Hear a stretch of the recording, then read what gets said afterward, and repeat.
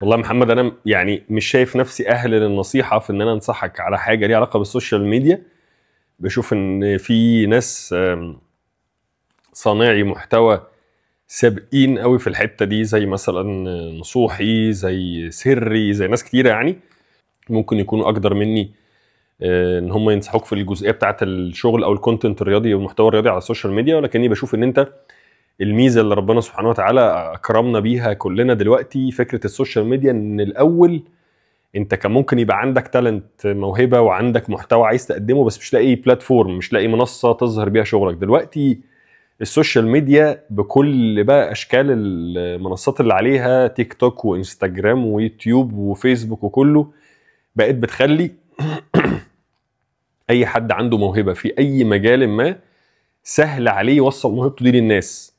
واول ما بيشتغل ويفضل يشتغل ويفضل يسعى ويفضل يعني يبقى دؤوب في ان هو يطلع شغل كويس، ان اجلا او عاجلا هتلاقي ربنا سبحانه وتعالى بيرزقك التوفيق.